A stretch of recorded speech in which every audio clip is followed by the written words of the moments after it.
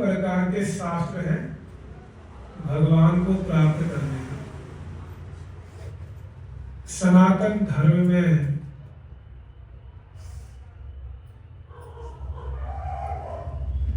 प्रस्थानत्रयी नाम से इसको जाना जाता है। प्रस्थानत्रयी, प्रस्थान का अर्थ होता है चलना, भगवान की ओर चलना।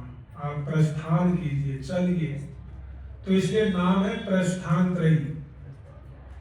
त्रयी का अर्थ होता है तीन। तो सनातन धर्म में तीन प्रकार के प्रस्थानत्रयी हैं। अगर किसी को भगवान को जानना है तो उसमें से सबसे पहला जो प्रस्थान है वो है श्रुति प्रस्थान।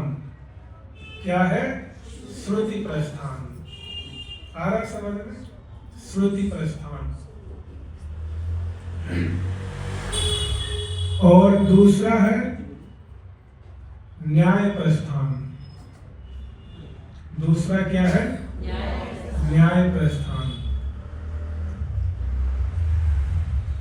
और तीसरा है स्मृति प्रस्थान। स्मृति। तो ये तीन प्रकार के प्रस्थानत्रयी हैं। इन तीनों में से अगर कोई भी एक मार्ग पकड़ लेंगे, कोई भी एक प्रस्थान पकड़ लेंगे तो भगवत प्राप्ति हो जाएगी। तो श्रुति प्रस्थान में उपनिषद आते हैं। क्या आते हैं? आप लोगों ने उपनिषदों का नाम सुना होगा। इस्कॉन में भी श्रील प्रभुपाद जी ने ईशो उपनिषद प्रकाशित किया था। जो उपनिषद होते हैं उनको कहते हैं श्रुति प्रस्थान। और उपनिषद सीधा ब्रह्म का ज्ञान कराते हैं, भगवान का ज्ञान कराते हैं।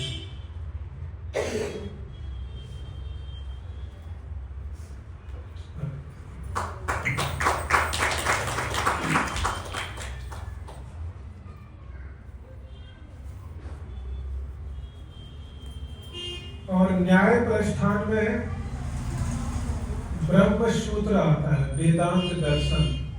सुना है आप लोगों ने नाम वेदांत सूत्र का? भगवत गीता के आप लोग अध्यापक, शिक्षक नहीं, विद्यार्थी हो। इसमें एक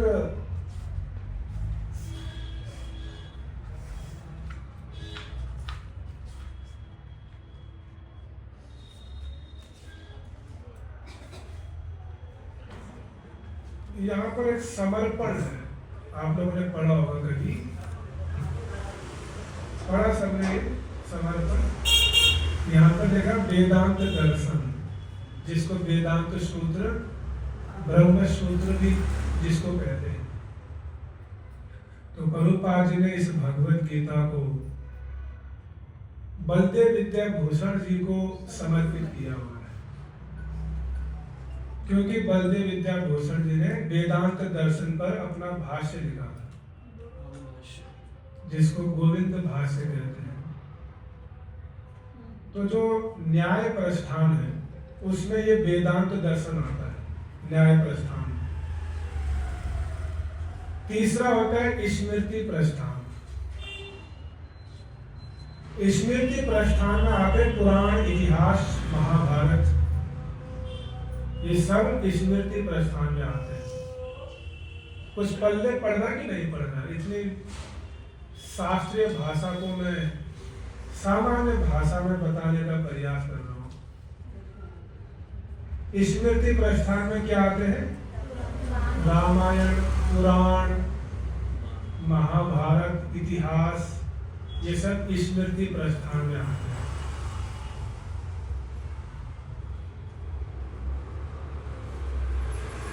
जब श्रुति प्रस्थान और स्मृति प्रस्थान में विरोध होता है तो फिर वेदांत दर्शन, न्याय प्रस्थान बीच में आता है न्याय करने के लिए। इसलिए इसका नाम ही है न्याय प्रस्थान। तो ये 3 प्रकार के प्रस्थान हैं। तो ये भगवत गीता एक ऐसा शास्त्र है जिसकी गणना स्मृति प्रस्थान में भी होती है और जिसकी गणना श्रुति प्रस्थान में भी होती है। ये दोनों में आता है। यही एक ऐसा शास्त्र है, बाकी नहीं। श्रुति प्रस्थान इसलिए है क्योंकि गीतो उपनिषद है, उपनिषद। और स्मृति प्रस्थान इसलिए है क्योंकि महाभारत के अंतर्गत है, इतिहास है महाभारत। तो इसलिए दोनों में इसकी गणना होती है। तो अब आ गया होगा आपको समझ में क्या क्या होते हैं 3 प्रस्थान, जरा बताइए हमको। श्रुति प्रस्थान में क्या होते हैं? उपनिषद आते हैं। और स्मृति प्रस्थान में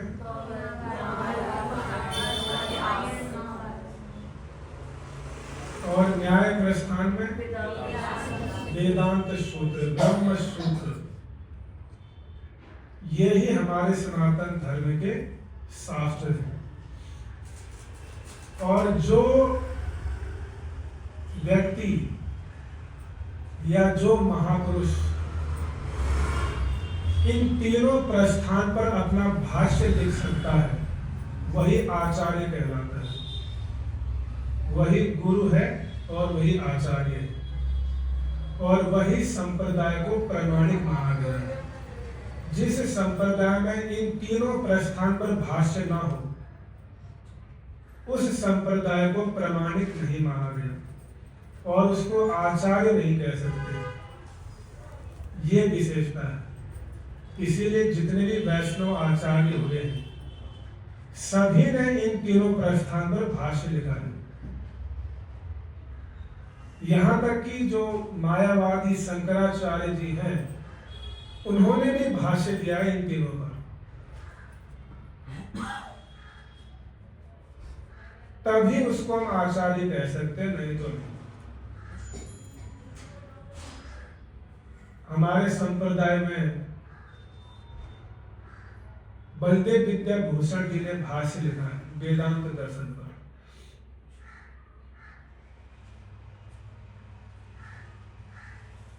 और स्मृति भागवत पर कमेंट्री विश्वनाथ चक्रवर्ती ठाकुर, सनातन गोस्वामी, जीव गोस्वामी, इन सब के भाष्य हैं।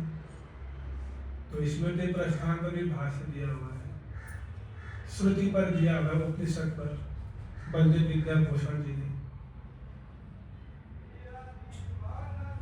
तो इसीलिए वो आचार्य हैं, इसीलिए वो हमारा संप्रदाय प्रणाली है।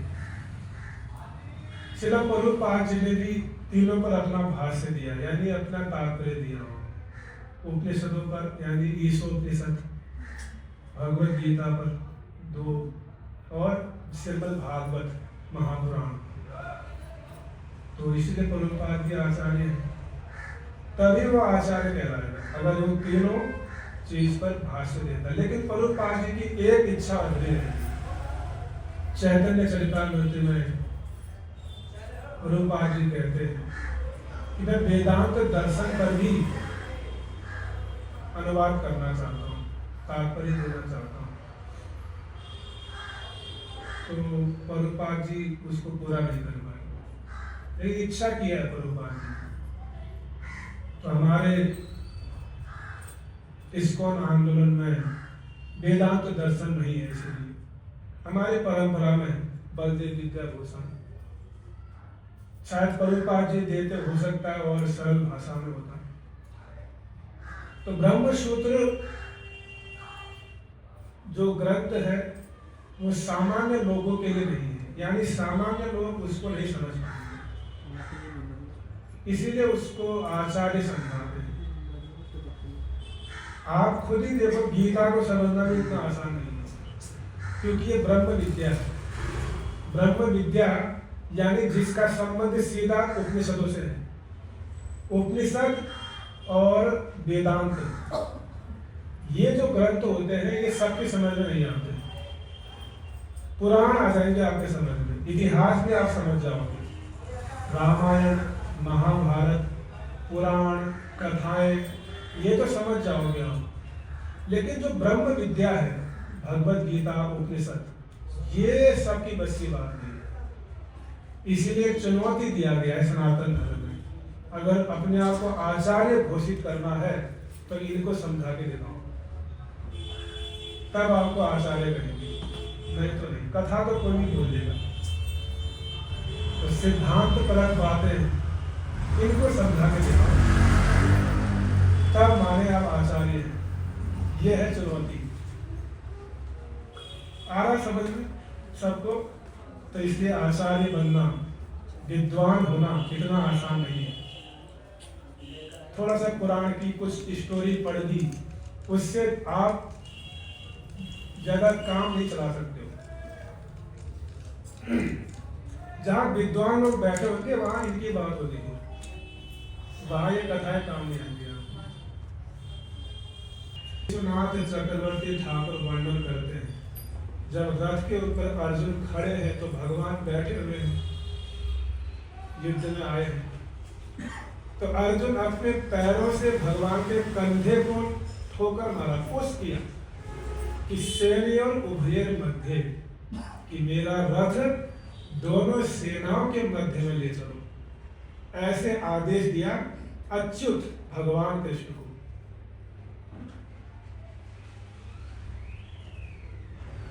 तो भगवान कृष्ण बड़ी तीव्र गति से रथ को ले गए दोनों सेनाओं के मध्य में।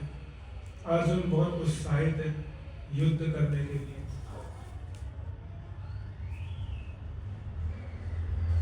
भगवान इतने चतुर हैं,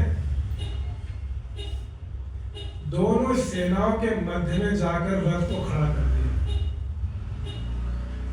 और रथ को वहां पर खड़ा किया जहां पर पितामह भीष्म, गुरु द्रोणाचार्य जैसे महान महान व्यक्तित्व खड़े हैं, जिनसे अर्जुन का बहुत ज्यादा प्रेम है। ठीक उनके सामने जाके खड़ा कर दिया। अब क्या बोला कि देखो ये तुम्हारे पितामह हैं, ये तुम्हारे गुरु हैं द्रोणाचार्य, ये तुमसे युद्ध करने आए। अब तो अर्जुन का गांडीव खिसकने लगा। जैसे ही देखा कि ये मुझसे युद्ध करने आए, जिनकी गोदी में मैं बचपन से खेलता आ रहा हूं, ये मेरे पितामह हैं, जिन गुरु द्रोणाचार्य ने मुझे धनुष विद्या सिखाई, क्या मैं उनसे युद्ध कर सकता हूँ? गुरु की हत्या करना महापाप है। हे केशव, हे गोविंद, हे मधुसूदन। ऐसे शोक मोह करने लगे अर्जुन। अर्जुन अब बैठ गए हैं रथ में, पहले खड़े थे उत्साह के साथ, अब बैठ गए, सिर को पकड़ लिया माथे से कि मेरा सिर चकरा रहा है, मेरी बुद्धि काम नहीं कर रही है। कई प्रकार के तर्क देने लगे अर्जुन कि देखो अगर हम इनका वध करेंगे तो कुल धर्म नष्ट हो जाएगा और गुरु की हत्या करना महापाप है। ऐसे कई प्रकार से युद्ध न करने के तर्क देने लगे भगवान कृष्ण को। और भगवत गीता का जो पहला अध्याय है, अर्जुन विषाद योग नाम से जाना जाता है। अर्जुन शोक में डूब गए पहले अध्याय में।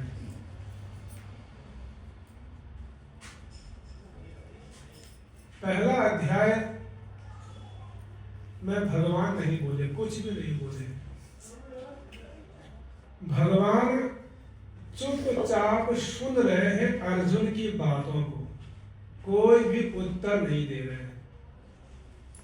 जब दूसरे अध्याय के 7वें श्लोक में अर्जुन ने भगवान के समक्ष ये वचन कहे कि कार्पण्य दोषो उपृष्ट भाव पृच्छामि त्वां धर्म समूल चेता। हे कृष्ण, अब मैं कृपणता को प्राप्त हो गया और मेरी बुद्धि यह निश्चय नहीं कर पा रही है कि मुझे क्या करना चाहिए, क्या नहीं करना चाहिए, मेरे लिए क्या श्रेष्ठ है, क्या धर्म है, क्या अधर्म है। मैं कुछ भी विचार नहीं कर पा रहा हूं। मैं अब आपका शिष्य बनता हूं। कृपा करके मुझे जो मेरे लिए श्रेष्ठ हो आप वो समझाइए।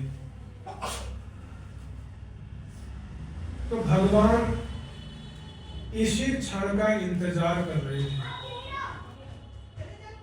क्योंकि अभी तक अर्जुन भगवान को अपना मित्र मानते हैं, मेरे सखा हैं, सखा भाव में है। तो जहां पर मित्रता का भाव होता है वहां पर ज्ञान का आदान प्रदान नहीं हो सकता है। ज्ञान का जो आदान प्रदान है वो गुरु और शिष्य की भूमिका में होता है। गुरु और शिष्य का संबंध हो तब ज्ञान का आदान प्रदान किया जा सकता है। तो भगवान तो यही इंतजार कर रहे हैं कि अर्जुन कब शिष्य की भूमिका में आए। तो अर्जुन शिष्य बन गए। दूसरे अध्याय के 7वां श्लोक जो भगवत गीता की जननी है, जहां से भगवत गीता का मूल रूप से जन्म हुआ है।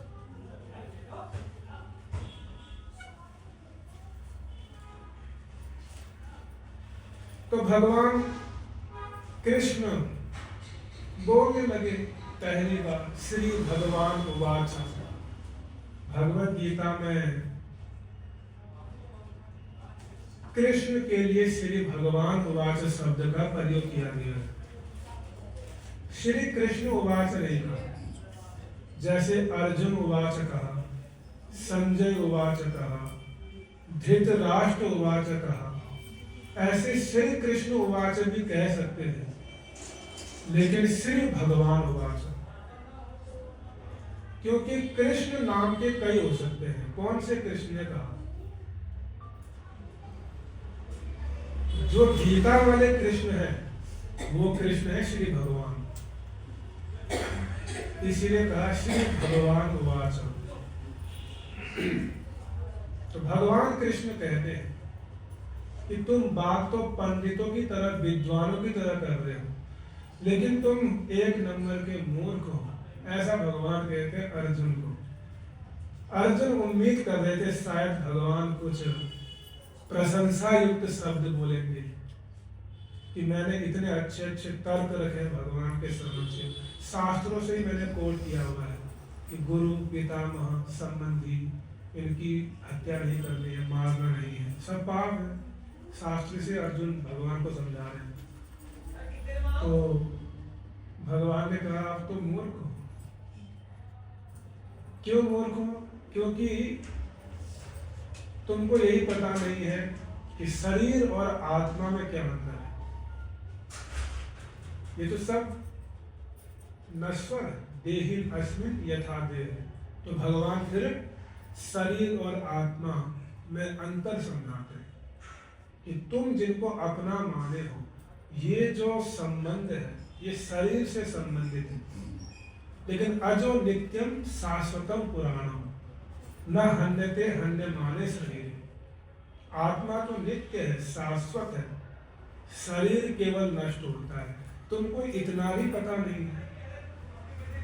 तो भगवान जो है इस प्रकार आत्मा की नित्यता और शरीर की नश्वरता इसका ज्ञान देते हैं दूसरे अध्याय में। तो यहां से भगवान शुरू करते हैं ज्ञान देना ऐसे। उसके पश्चात भगवान फिर कर्म योग की बात करते हैं। कर्म योग समझाते हैं भगवान गीता में। 3 प्रकार के कर्मों का वर्णन करते हैं। कौन कौन से हैं 3 प्रकार के कर्म गीता के अनुसार? थोड़ा जोर से बोलिए। कौन कौन कौन से हैं?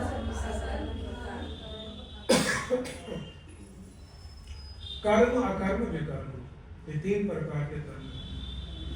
गहना कर्मणो गति, ये कर्मों की जो बारीकियां है बहुत गहरी है। तो कर्मों का भी वर्णन भगवान ने किया भगवत गीता में। और उसके पश्चात भगवान ने अष्टांग योग, ध्यान योग का भी वर्णन किया, भक्ति योग का भी वर्णन किया है 12वें अध्याय में। गीता का जो 12वां अध्याय है वो भक्ति योग के नाम से जाना जाता है। तो संपूर्ण भगवत गीता में मुख्य रूप से 3 प्रकार के योग हैं। प्रथम 6 अध्याय है कर्म योग, और बीच में जो 6 अध्याय है वो भक्ति योग के, अंत के 6 अध्याय ज्ञान योग के। तो भक्ति को बीच में रखा गया है। जैसे सैंडविच आप लोग खाते हो, ऊपर नीचे ब्रेड होता है, बीच में मसाला होता है जो स्वादिष्ट होता है कि नहीं होता है? अगर मसाला ही ना हो, कुछ इसमें ऐसी चीजें ना हो, तो खाली ब्रेड का स्वाद नहीं आएगा।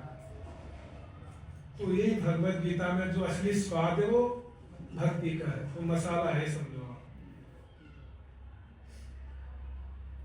जैसे बक्सा होता है, बक्से के अंदर आप गहने रखते हो, कीमती वस्तु रखते हो, तो जो बक्से का नीचे का भाग है वो कर्म योग का है, जो ढक्कन है उसका वो ज्ञान योग है, और उसमें जो खजाना है वो भक्ति योग है। तो गीता में भक्ति योग क्या है? खजाना। तो बहुत महत्वपूर्ण है भगवत गीता। तो भगवत गीता में भगवान ने सब कुछ दिया है, आत्मा के विषय में और मन के विषय में, श्रद्धा के विषय में, माया के विषय में और गुणों के विषय में, कर्मों के विषय में, सब कुछ दे दिया भगवान ने।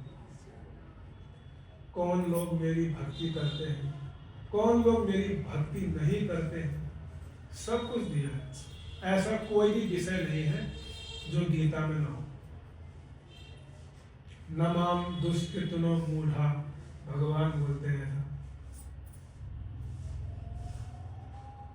तो भगवान ने पहले तो कहा कि कौन व्यक्ति मेरा भजन करते हैं, कौन व्यक्ति मेरा भजन करते हैं। चतुर्विधा भजन्ते माम, 4 प्रकार के लोग मेरा भजन करते हैं, ऐसा भगवान कहते हैं।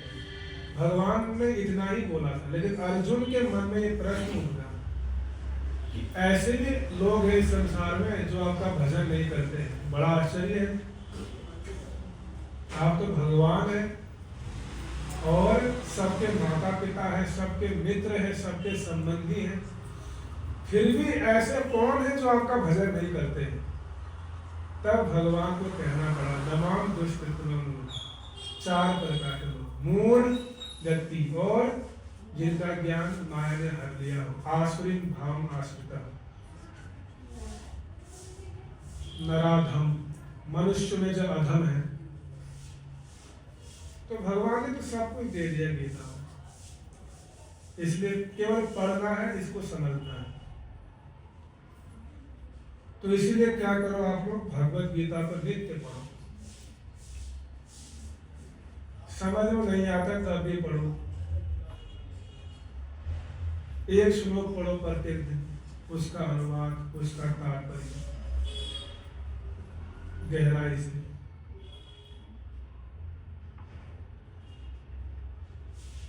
किसी के मन में कोई प्रश्न हो पूछ सकते हो आप।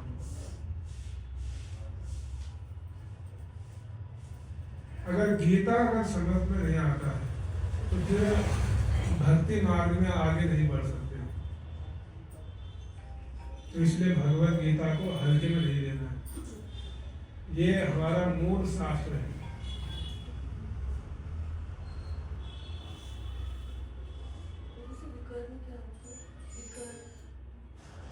विकर्म का अर्थ होता है इस संसार में जितने भी प्रकार के पाप कर्म हैं, जितने भी प्रकार के गलत काम हैं, वो विकर्म कहलाते हैं, और उसका परिणाम होता है नरक में गिरना।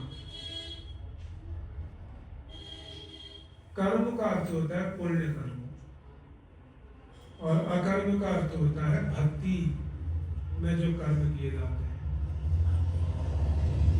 जो कर्म या उसके फल भगवान को अर्पित किए जाते हैं वो अकर्म कहलाते हैं। अकर्म का परिणाम क्या होता है? इस संसार से आप मुक्त हो जाएंगे। विकर्म का परिणाम नरक में गिरोगे, कर्म का परिणाम स्वर्ग जाओगे। ये सब भगवान बताए हैं गीता में।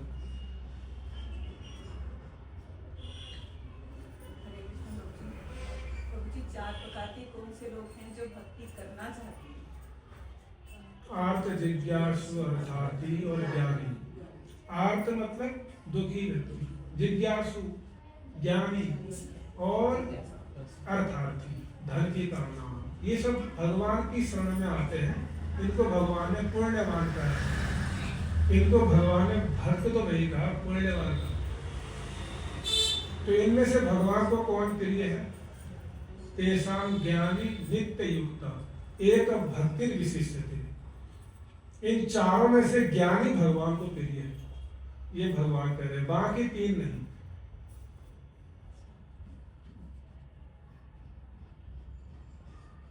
लेकिन प्रभु जी, केवल ज्ञान अर्जित करने से क्या भक्ति हो पाएगी? ज्ञान बहुत आवश्यक है भक्ति मार्ग में। ज्ञान के बिना भक्ति केवल भाव का रह जाएगी। इसीलिए ये सब क्यों दिया है, ये ग्रंथ क्यों लिखे हैं, क्यों बताया है? हमारे लिए लिखे हुए, ये ज्ञान ही तो है। जिसके पास ज्ञान नहीं वो भटक रहा है संसार में, इसका मतलब वो अज्ञान में है। तो इसलिए भक्ति में ज्ञान बहुत आवश्यक है, बहुत ज्यादा आवश्यक है।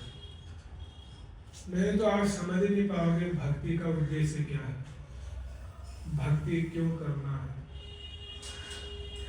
तो ज्ञान की आवश्यकता तो है। हम इसको नकार नहीं सकते।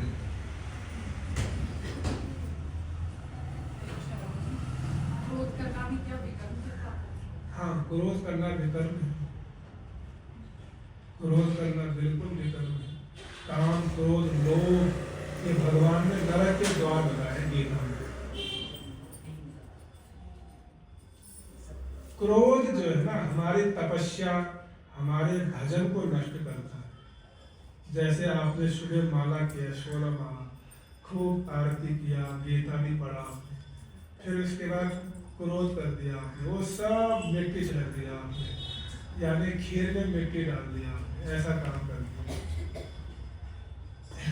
इसलिए क्रोध नहीं करना है। क्रोध क्यों करें? क्रोध तब आता है जब हमारे अनुसार कुछ होता नहीं है, हमारे मन के मुताबिक कुछ नहीं होता है, तब क्रोध आता है। नहीं तो क्रोध क्यों आएगा? हमारे अनुसार कोई चीज नहीं होती है, क्रोध आता है। लेकिन जैसे कुछ सुना या कुछ पढ़ा, कुछ ऐसे अगर हम किसी को समझाने की कोशिश करते हैं लेकिन वो समझता नहीं है फैमिली में जैसे, तो फिर वो चीज का क्रोध तो आता है कि वो समझ नहीं रहे उस बात को, समझाने की कोशिश कर रहे हैं, किस तरह से उसको कैसे कंट्रोल किया जाए? इतिहास में जितने भी उपदेशक हुए हैं, जितने भी आचार्य हुए हैं, कोई क्रोध नहीं किया समझाते हुए, कोई भी नहीं किया क्रोध। तो अपने शिष्यों को डांट सकते हैं उसके हित के लिए, लेकिन क्रोध नहीं। क्रोध और डांट में क्या अंतर है? क्रोध और डांट में क्या अंतर है? बहुत ज्यादा अंतर है, भाव का अंतर है।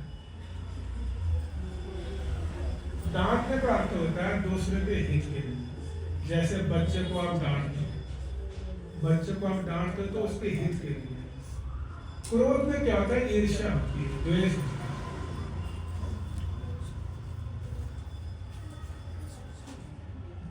तो अंदर ही अंदर उसके अमंगल की कामना होती है, बदले की भावना होती है, वो क्रोध है जिसमें बदले की भावना।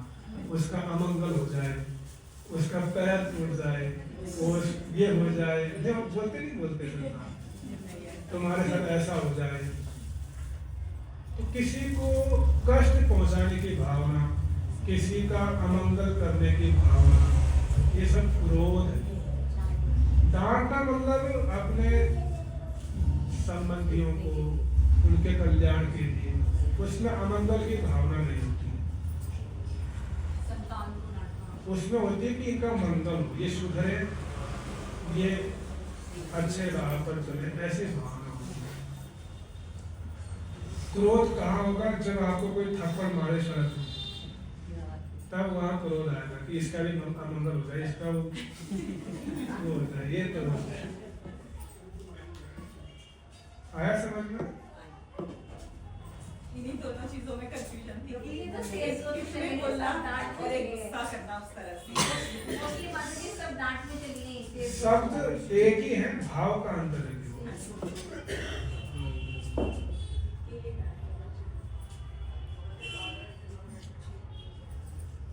मैं एक वो पिछले हफ्ते वहाँ नजफगढ़ में ऐसे ही प्रवचन कर रहा था शाम को, तो किसी ने प्रश्न किया था ऐसे कि हम लोग भगवत गीता बांटते हैं, वहाँ उस प्रसंग में प्रभुपाद ने तात्पर्य दिया हुआ था कि अपमान मृत्यु से बड़ा है। अपमान क्या है? मृत्यु से बड़ा है। तो किसी भक्त ने एक प्रश्न किया हमसे कि हम तो सड़क में जाते हैं भगवत गीता बांटने, लोग हमारा अपमान करते हैं, तो क्या मृत्यु से बड़ा है? ऐसे प्रश्न किया। तो समझना पड़ेगा ना, अपमान किसको कहते हैं। अपमान का अर्थ होता है कि आपने कोई ऐसा कार्य कर दिया जिससे आप समाज में निंदित हो गए, आपके चरित्र पर, आपके आचरण पर अगर कोई दाग लग गया तो वो मृत्यु के बराबर है, कि उससे आपका अपमान होगा, सम्मान नहीं होगा कहीं भी। आ रहा समझ में? ये अपमान, ये मृत्यु के बराबर। आप तो अच्छे कार्य के लिए अगर कोई आपका अपमान कर रहा है, वो मृत्यु के बराबर नहीं है। तो ये चीजें समझना बहुत आवश्यक है कि शब्दों को हमको कभी कभी सीधा अर्थ लेना नहीं चाहिए, तो भाव देखना पड़ेगा वहां।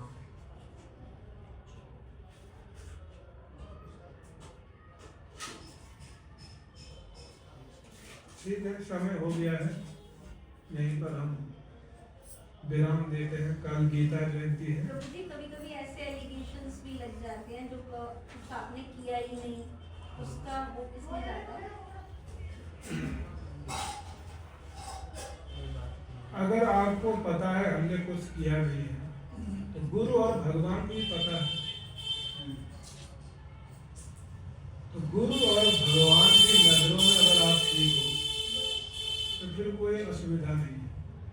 दुनिया तो वैसे भी अपमान करने को तैयार है, भगवान राम को नहीं छोड़ा दुनिया में, जो मर्यादा पुरुषोत्तम है, जो धर्म की मूर्ति है। तो इसीलिए महत्वपूर्ण है कि आप गुरु वैष्णव भगवान की नजरों में अगर ठीक हो तो फिर दुनिया की कोई परवाह नहीं। इसको प्रभु जी ऐसे भी कह सकते हैं, दूसरों के द्वारा किया गया अपमान नहीं मानना चाहिए, परंतु स्वयं अपने कर्मों का, जो आपने गलत कर्म किए हैं, आपको अंदर से पता होगा कि आपने क्या गलत कर्म किए हैं, तो उसके वो ही आपका सबसे बड़ा अपमान है। कभी कभी क्या होता है, गलत काम करते हैं जो जगत को पता नहीं चलता, लेकिन वो गलत कार्य जगत को पता चल गया, वो अपमान है। स्वयं अगर नहीं पता चलता तो फिर भगवान उसको कपटता कहेंगे, वो कपट में आ जाएगा। जैसे कालनेमी, जब तक उसकी वास्तविकता समझ में नहीं आई तब तक वो साधु है। जैसे वास्तविकता प्रकट हुई तो फिर क्या हो गया, जगत के सामने उसकी वास्तविकता प्रकट होगी,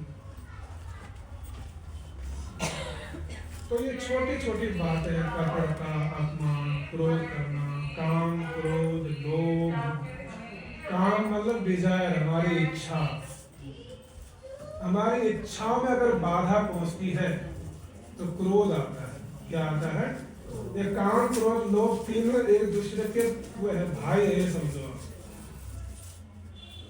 सबसे पहले इच्छा आएगी, अगर उस इच्छा की पूर्ति हो गई तो लोभ आएगा और चाहिए। अगर उस इच्छा की पूर्ति नहीं होगी तो फिर क्रोध आएगा। तो ये एक दूसरे के वो है, मिलते जुलते भाई है। प्रभु जी, अगर हम ये इच्छा करें हमारे बच्चे अच्छा पढ़ाई करें, अच्छी करियर हो, तो क्या ये भी लोभ नहीं आएगा? इसको भी क्या लोभ माना जाएगा? ये भी लोभ है। आप चाहते हो वो अच्छे से पढ़े, तो क्यों पढ़े? कुछ तो इच्छा है ना उसके पीछे की इच्छा है। हर चीज के पीछे इच्छा, लोभ है संसार में। बिना इच्छा के, बिना लोभ के कोई कुछ नहीं करेगा। इतना आसान नहीं है इन्हें छोड़ना, आसक्ति को छोड़ना आसान नहीं है। प्रभु जी, अगर जैसे हम चाहते हैं कि हमारे जीवन साथियों को भी भक्ति जाओ, तो ये भी एक तरह का लोभ ही है। और ये अच्छा है कि हम चाहना चाहिए इस टाइप के या नहीं? किसी के कल्याण के लिए अगर हमारे हृदय में लोभ हो तो अच्छा है। दो चीजों के लिए लोभ होना चाहिए, काम, क्रोध, लोभ, मोह। ये सब भगवान की सेवा में हम लगा सकते हैं, ईर्ष्या को छोड़कर। लोभ का अर्थ क्या है? कृष्ण कथा के लिए लोभ होना चाहिए। दुनिया को हम भक्त बना सके, इसके लिए लोभ होना चाहिए। ये लोभ होना चाहिए। मोह होना चाहिए भगवान के प्रति। मोह अगर करना ही है तो भगवान के लिए करें।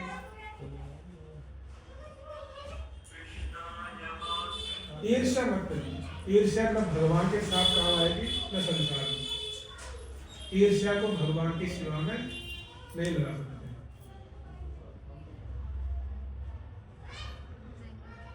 क्रोध को भी लगा सकते हैं, जैसे हनुमान जी ने किया, क्रोध लंका को जला दिया। क्रोध भी भगवान की सेवा में सकता है। तो लोभ, मोह, ये सब भगवान के लिए करो। लोभी बनो भगवान के लिए, लोभी बनो कृष्ण कथा के लिए।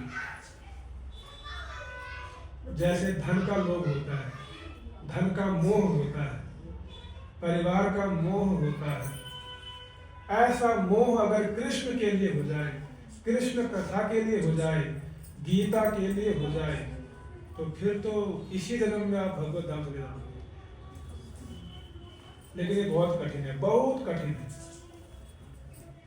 इतना कठिन आप सोच नहीं सकते हो। मुझसे ज्यादा आप लोग समझते होंगे, क्योंकि आप लोग गृहस्थ में हो, आपके साथ संबंधी हैं, आपके साथ धन है, बच्चे हैं, परिवार है, मित्रगण है, इतने लोगों से आप घिरे हुए हो, तो वहां से निकलना इतना आसान नहीं है। जकड़ के रखा हुआ है परिवार में, ये समझो। भिद्यते हृदय ग्रंथि, वो गांठ जो है बहुत मजबूत लगी हुई है, बहुत मजबूत। संसार यही चाहता कि बंधन में पड़े हम, बस संसार के यही सिद्धांत है। जन्म जन्म का बंधन हो, 7 जन्मों का साथ। ये चाहते संसार है, और क्या चाहते हैं? बंधन चाहता संसार। भागवत क्या करते हैं? बंधन को काटना चाहती है, उस आसक्ति को काटना चाहते हैं। प्रभु जी, पर ये तो जैसे कि कर्तव्य हो जाते हैं, तो फिर इनसे कैसे हम कर्तव्य को कैसे समझेंगे? कर्तव्य का अर्थ होता है अनासक्त होकर करना। जैसे आप ऑफिस नौकरी करते हो, अनासक्त होकर। नौकरी कोई करने का शौक नहीं किसी को। ऑफिस में जाके बैठो 8 घंटा, किसी को शौक है? मजबूरी है वो बैठना। तो घर में भी ऐसे रहो कि मजबूरी हो, हम घर में फंस गए, अब एक मजबूरी। जैसे ऑफिस में रहते हुए आपका चिंतन घर में रहता है, धन में रहता है, वैसे संसार में रहते हुए आपका चिंतन भगवान में होना चाहिए। तब वो ग्रस्त क्या है? ग्रस्त है वास्तव में, वो कर्तव्य है। वो अपनी वास्तविक स्थिति को समझ पा रहा है, अनुभव कर पा रहा है कि मैं वास्तव में फंस गया हूँ, अब निकलना बड़ा मुश्किल है। ये दलदल है, दलदल बहुत मुश्किल है, बहुत मुश्किल। सोच भी नहीं सकते कितना मुश्किल है, कितना आसान है। कहने का अर्थ ये है कि जितना आप आसक्ति कम कर सको उतना अच्छा है, जितने बंधन को काट सको उतना अच्छा है, उतना आप भगवान की ओर जाएंगे। और जितना फंसते गए भगवान से उतना दूर होते गए।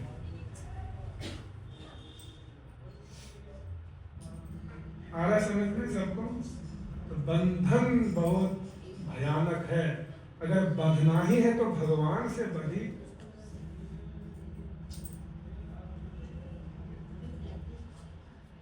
तो संसार में तो पूरा सब जगह, फिल्मी जगत में यही तो दिखाते हैं बंधन। ये बंधन तो प्यार का बंधन है। ये तो गाते हैं, और क्या गाते हैं? आ रहा समझ में? सेवा और बंधन में भी फर्क है। जैसे सेवा भाव समझ के करना, भगवान ने दिया जीवन और इन सब की सेवा कर रहे हैं हम। किसकी सेवा करना है? परिवारजनों। कृष्ण के संसार को समझकर, ये कृष्ण का संसार है। कृष्ण रे संसार करी छाड़ी अनाचार, जीवे दया कृष्ण नाम सर्वधर्म सार। कृष्ण का संसार है, कृष्ण के उपकरण है, कृष्ण के अंश है, ऐसे भावना होनी चाहिए। ईश्वर है सर्वभूतानां, सब में कृष्ण है, सब में। इस भाव से सेवा होनी चाहिए। किसी से द्वेष नहीं, किसी से ईर्ष्या नहीं, और भगवान का भजन। ये डेवलप कैसे होगा? ये होगा साधु संग करने से, ये होगा हरिनाम करने से, ये होगा शास्त्रों को पढ़ने से।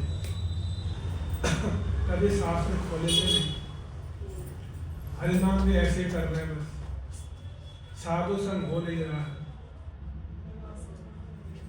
परिवार का इतना ऐसा माहौल है, समाज ऐसा है, तो फिर कैसे होगा?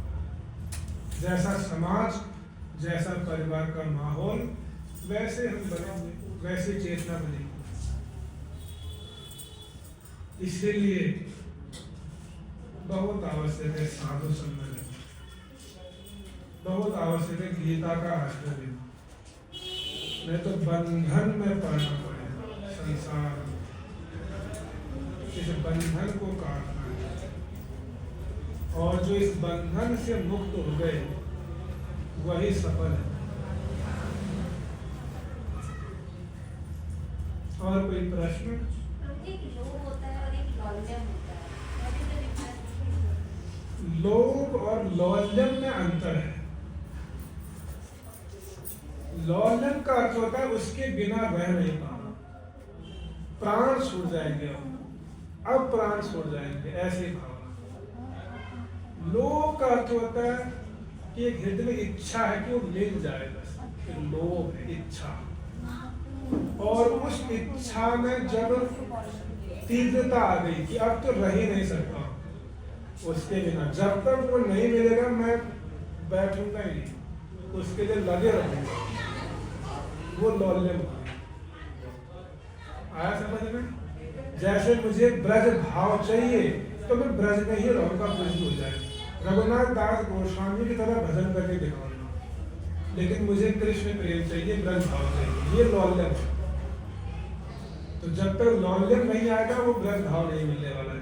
हाँ, लोभ कर सकते हो, लोभ करिए, इच्छा करिए, इच्छा करोगे तो धीरे धीरे लौल्यम जगेगा हृदय में।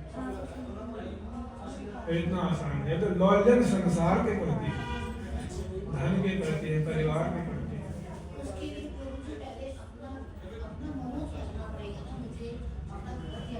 घर नहीं त्यागना है।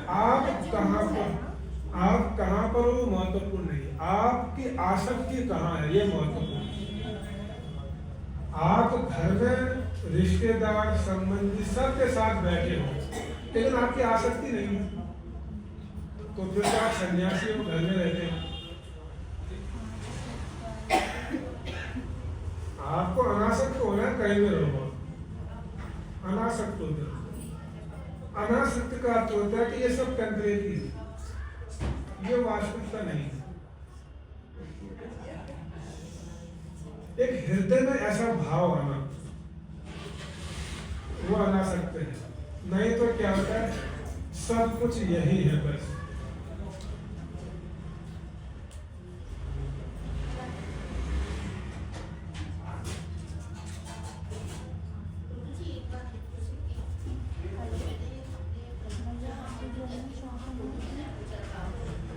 भगवान को क्या तो उन्होंने कहा जो सीनियर है हमारे, भगवान को खाने में क्या पसंद है, तो क्या हमें जो हमारे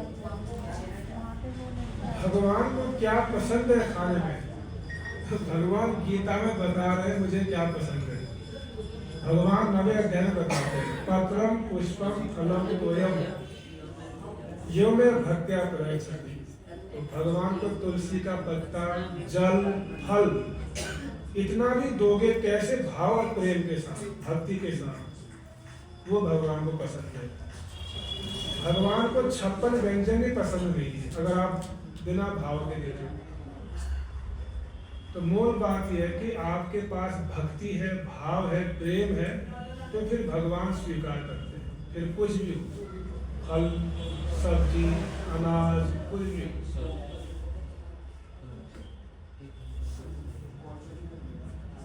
तो भगवान को क्या पसंद है, तो भक्ति करो। भक्ति करोगे तो भगवान बताएंगे मुझे ये खिलाओ। उस लेवल में पहुंचो पहले, जहाँ भगवान अपने भक्तों से कहते हैं कि आज मुझे ये बना के खिलाओ। ये स्थिर नहीं रहता, कभी तो बहुत आता है भाव, कभी बिल्कुल नीचे। ये माया का प्रभाव है और कुछ नहीं। माया में है ना हम सब लोग, इसीलिए ये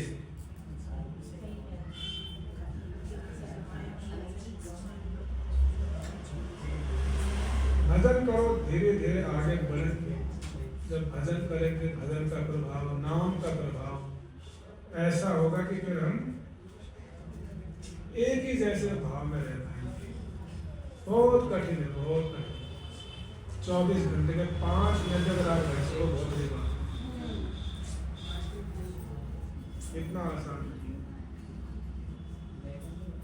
प्रभु जी, आपने अभी बताया ज्ञान इम्पोर्टेंट है, तो लोग गोपियों और उद्धव संवाद से कंपेयर करते हैं कि ज्ञान की पोथी पढ़ी पढ़ी वो बोलते हैं तो पोथी पढ़ पढ़ क्या हुआ,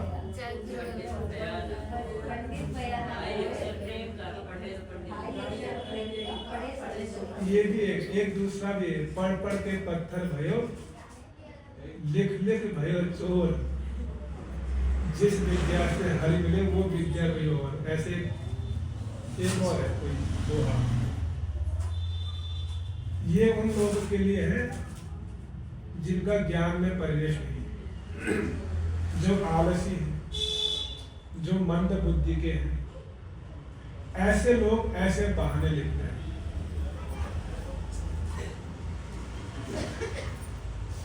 जैसे किसी को कोई विषय समझ में नहीं आता है, मान लो, तो फिर वो क्या करता है, उस विषय की निंदा करने लगता है, ये तो बेकार है। लेकिन जिसको समझना आता है उसके लिए तो बहुत अच्छा है। तो निर्भर करता है कि इसको क्या पसंद है, लेकिन ज्ञान बहुत आवश्यक है। भक्ति पर ज्ञान, अगर ज्ञान आवश्यक नहीं होता तो प्रभुपाद जी क्यों बोलते हैं आप पुस्तक वितरण करो, ज्ञान का वितरण करो। तो दुनिया तो फिर अज्ञानता में चली जाएगी।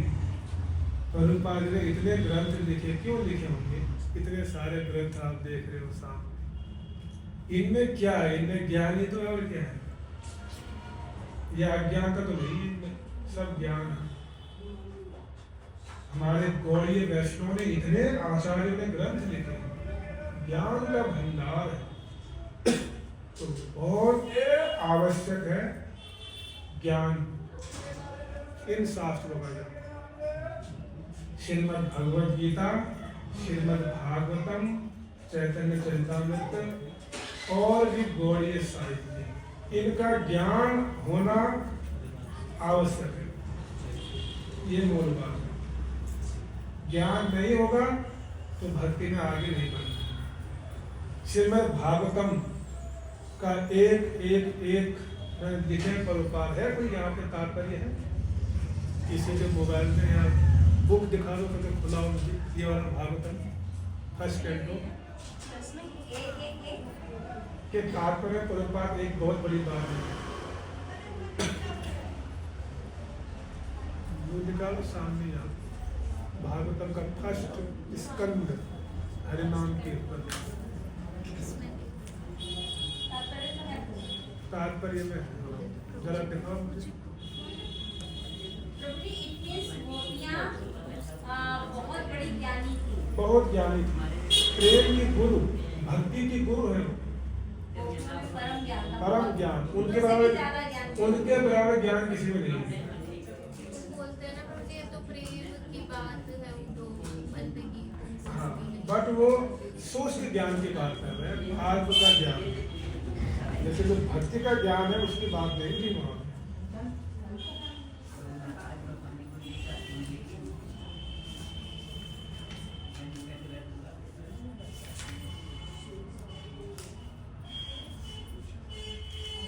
इसे तात्पर्य प्रभुपाद जी लिख रहे हैं कि विगत 500 वर्षों में अनेक प्रकांड विद्वानों तथा आचार्यों तथा जीव गोस्वामी, सनातन गोस्वामी, विश्वनाथ चक्रवर्ती ठाकुर, वल्लभाचार्य तथा चैतन्य महाप्रभु के पश्चात भी अन्य अनेक प्रसिद्ध विद्वानों ने भागवत पर विशद टीकाएं की हैं।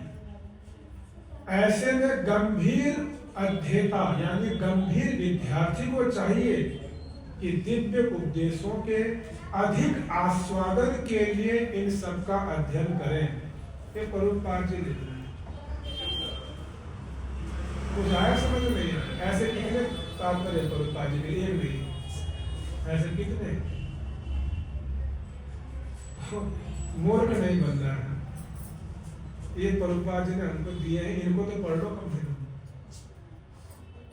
ये भी नहीं पढ़ पा रहे हैं कि इससे बड़ा दुर्भाग्य क्या हो सकता है? बहुत बड़ा दुर्भाग्य है।